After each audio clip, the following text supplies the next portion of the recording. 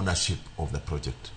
Okelo ownership of the project. Matiani kata kakoro enemy ma ngat manochake cha onge kata kai yo wang. To jopiny own the project. Jopiny own the project. Yes. And that's very, very important. Kikobed project kikbed top down.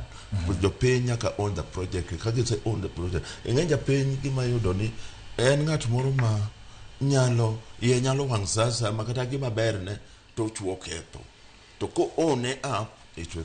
Koro mano bende pon mwashimiwa ka ni sama ichako project obedi proper public participation mondo own the project. Okay. Kanyalo wacho kimando matine watch goodwill kaka very important. Yes. Ineno ndara dogo ma ochando wacho cha. Yes. Ma MP ochando wacho. In fact, the unfortunate thing, that thing should have been there yesterday. Why not yesterday? Gima not timere. Yes. Kaka no wacho no onge goodwill. Ndara no sebedo awarded.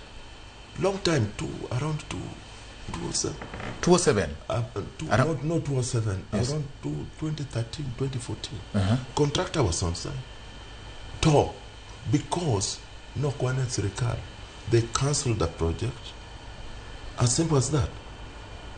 I don't have fear of contradiction by saying neither DG Manoka after Engineer Kidenda or the Kanyogi helicopter to cancel the project. Director General of the Kanya Chiel Kachiel. Man okodhi no di keto monoger, odhi mondo ruch mo cancel that project. Kore ka koro nyocho wayudo goodwill. Eka koro kendo gino timere nade. Oduogo kendo.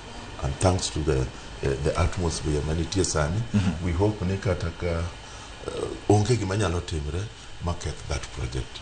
Watch ma iwang marjo ma mweshimiwa wacho no. Okinyal bokre magiwang that bridge kendo. Yeah. But that is the participation mawachone. Whenever there's a project, no katamar ndara, katamar any other thing, that public participation is very important for the ownership of the project. All right. Wadonja ne orechako gi Migori wabro dhie counties mamoko bende. Ka ong'iyo Migori, mheshimiwa aparo ni kakoro ingegi to for the sake of conversation masani